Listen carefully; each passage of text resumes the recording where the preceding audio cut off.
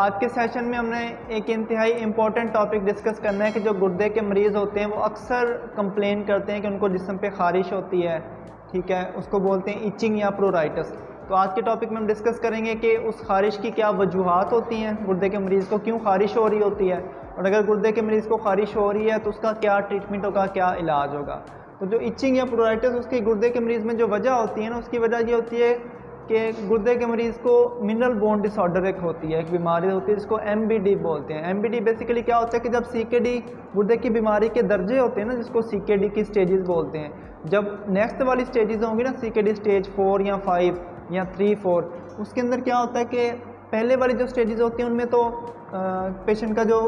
Maintain रहता है phosphorus, calcium, IPTH वगैरह, लेकिन जो फर्दर स्टेजेस होते हैं उसमें स्टेजेस 3 होगी, स्टेज 4 होगी या 5 होगी, उसमें ये डीरेंज हो जाते हैं। तो उसमें क्या हो जाता है, हाइपरफास्फेटीमिया, पेशेंट का फास्फोरस बड़ा होता है, ठीक है, गुर्दे के मरीज़ के जिस्म में क्या बड़ा होता है, फास्फोरस बड़ा होता है, या गुर्दे का जो मरीज़ होता है उसका जो IPTH होता है ना, इंटैक्ट पैराथायराइड हार्मोन, वो बड़ा होता है, क्योंकि पैराथायराइड ग्लैंड से रिलीज़ होता है ना, तो हाइपोकैल्सीमिया की वजह से ये बढ़ जाता है। तो ये दो मेजर कॉजेज़ हैं आपके पास जो कि इचिंग कराती हैं गुर्दे के मरीज़ में। साथ में गुर्दे के मरीज़ की अगर जो स्किन है, वो जिल्द है, वो ड्राई होगी तो उसकी वजह से भी क्या होगा, उसको ख़ारिश होगी, इचिंग होगी। तो अब देखते हैं कि वो गुर्दे का मरीज़, ये तो हमने जनरल एक डिस्कस कर लिया ना कि ये कॉज हो सकती है। दूसरा ये कि एक ऐसा गुर्दे का मरीज़ जो डायलिसिस के ऊपर है, ठीक है, उसमें ख़ारिश की क्या वजूहात होती हैं, उसमें ये वाली कॉजेज़ भी होंगी, इंक्लूड होंगी, ठीक है, ये वाली कॉजेज़ भी होंगी। साथ में ड्राई स्किन भी हो सकती है, पेशेंट की जिल्द खुश्क है।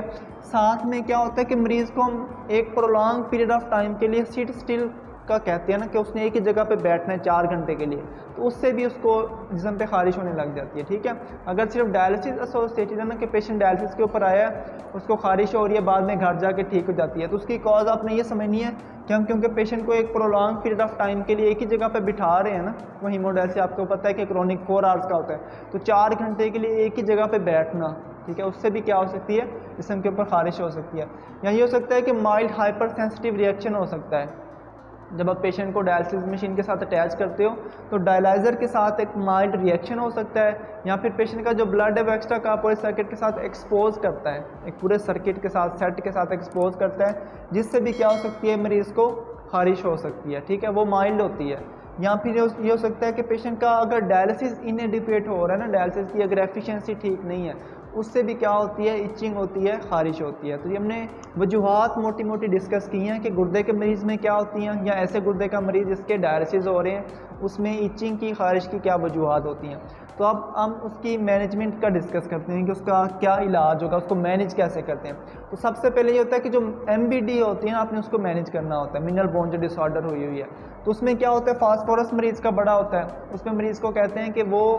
वाले फ्रूट, वो वाली सब्ज़ियाँ या वो वाले फूड आइटम्स जिनके अंदर फास्फोरस ज़्यादा है वो आपने नहीं खाने या कम खाने हैं, ठीक है। फास्फोरस मतलब कि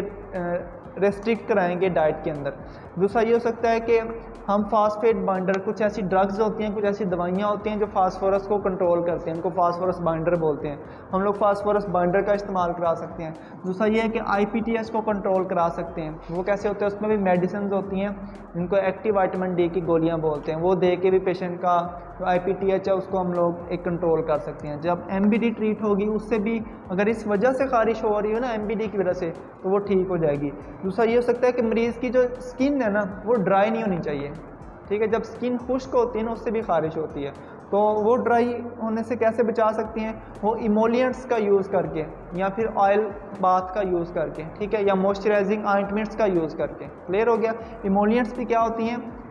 आपके पास लुब्रिकेंट्स जो होती हैं, ठीक है, जिनसे क्या होता है, स्किन ड्राई नहीं रहेगी, ठीक है, तो स्किन मरीज़ की जिल्द जो है ना वो खुश्क नहीं होनी चाहिए। दूसरा ये हो सकता है कि एंटीहिस्टामीन्स का यूज़ कर सकते हैं, टैबलेट्स होती हैं एंटीहिस्टामीन्स, ठीक है, अगर किसी को डायलिसिस के दौरान इचिंग हो रही है तो वो डायलिसिस के दौरान ही होती है, वैसे नहीं होती तो उसको हम एंटीहिस्टामीन ऐड कर देंगे, ठीक है, टैबलेट की फॉर्म में, या फिर अगर घर में भी होती है तो एंटीहिस्टामीन ऐड की जा सकती है। नेक्स्ट जो इंपॉर्टेंट पॉइंट है वो ये है कि हमने डायलिसिस की जो एडिक्वेसी है ना, उसको इंप्रूव करना होता है। ये देखना होता है कि आया मरीज़ का डायलिसिस ठीक हो रहा है, क्योंकि अगर डायलिसिस इनएडुकेट होगा तो उससे भी हाइपरफास्फेटेमिया होगा, ठीक है, डायलिसिस अच्छा नहीं हो रहा, उससे फास्फोरस नहीं निकलेगा, उससे हाइपरफास्फेटेमिया होगा, उससे भी क्या होगा, मरीज़ को जिस्म के ऊपर ख़ारिश होगी। तो हमने मरीज़ के जो डायलिसिस है उसकी एडिक्वेसी को इंप्रूव करना था, वो कैसे कर सकते हैं। अब डायलिसिस की एडिक्वेसी को कैसे चेक करते हैं, हमारे पास डिफरेंट मैयर्स हैं, उनमें से एक KT/V भी होता है ना,